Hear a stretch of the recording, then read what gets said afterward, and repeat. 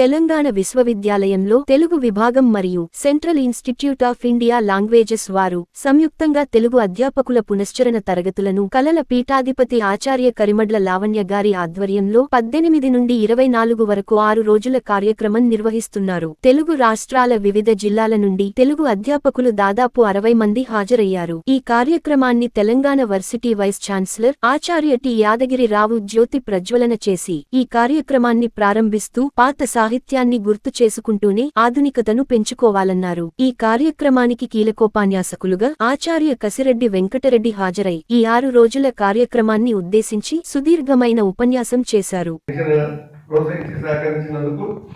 ఆ తర్వాత ఈ ప్రారంభోత్సవ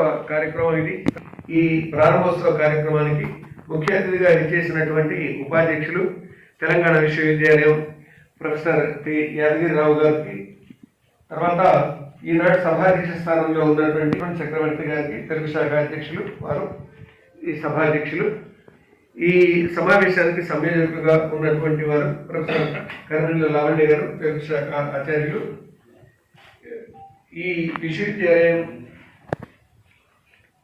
కళల విభాగం యొక్క విభాగానికి ప్రాచార్యులుగా ఉన్నటువంటి సోదరి ప్రొఫెసర్ ఆరతి గారు, సిహెచ్ ఆరతి గారు, ఈ విశ్వవిద్యాలయం ఛానల్స్ లో చెప్తూ ఇప్పుడు తెలుగు శాఖ ఉస్మానియా విశ్వవిద్యాలయం తెలుగు శాఖ అధ్యక్షుడిగా ఉన్నటువంటి ఆచార్య సాయి కమలాకర్ శర్మ గారు, ఎందుకంటే మంత్రంతో ప్రారంభం కావాలి కదా, అమంత్రం అక్షరం నాస్తి నాస్తి మూలం నౌషధం అయోగ్య పురుషో నాస్తి యోజకస్తంత్ర దుర్లభ అని ఒక అద్భుతమైన శ్లోకం మనకు వినిపిస్తుందండి. అమంత్రం అక్షరం నాస్తి, మంత్రం కానీ అక్షరం లేదు. మంత్రం అంటే ఆలోచింపజేసింది. మననా ప్రాయతే ఇది మంత్ర అని మనం చెప్పుకుంటూ ఉన్నా, మంత్రం అంటే ఆలోచింపజేసేది. కాబట్టి మంత్రం కానీ అక్షరం లేదు, ప్రతి అక్షరం కూడా మంత్రమే. అంటే మంత్రం అంటే ఆలోచింపజేసేది, అంటే ప్రతి అక్షరం ఆలోచింపజేస్తుంది అనే అర్థంలో అమంత్రం అక్షరం నాస్తి. నాస్తి మూలం అనౌషధం, ఔషధం కానీ అంటే మందు కానీ, మందుకు ఉపయోగపడని ఆకులు లేవు, వేర్లు లేవు. నాస్తి మూలం, మూలం అంటే లేదు, అంటే ప్రతి వేరు కూడా ఏదో ఒక రకమైన ఔషధానికి ఉపయోగపడుతుంది. నాస్తి మూలం అనౌషధం. With ongoing changes, equipping ourselves with ongoing changes and ever changing trends and perspectives in the concerned discipline.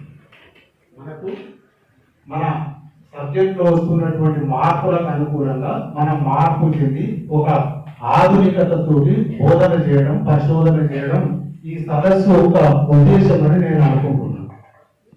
అయితే ఈ తెలుగు భాష అనేటువంటిది ఈ ప్రభావాన్ని కొంత కోల్పోతున్నట్టుగా కనపడుతుంది ఇటీవలి కాలంలో. ముఖ్యంగా దీనికి ప్రధాన కారణం ఏమిటంటే ప్రపంచీకరణ, ప్రైవేటీకరణ, సరళీకరణ. దీని ప్రభావం విపరీతంగా భాష పైన పడింది. దీనికి తోడు ఇటీవలి కాలంలో భాష ఇప్పుడు మనం ఎంతసేపు why Gidugu Ramamurthy and Tanguturi Prakasam Pantulu still remained in our hearts, మన హృదయాలలో వాళ్ళు చిరస్థాయి ఎందుకు నిలిచిపోయారు? వాళ్ళు ఒక భాషా ఉద్యమకారులు, భాషా పరిరక్షణ కోసం చాలా కృషి చేసింది. They made A tremendous contribution.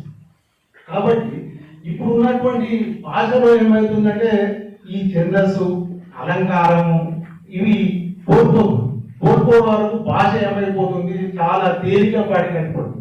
ఇప్పుడు ఉన్నటువంటి రచయితలు వీళ్ళందరూ కూడా ఏం చేస్తున్నారంటే ఒక సహజత్వం పేరిట, భాష సరళీకరణ పేరిట, ప్రాంతీయత పేరిట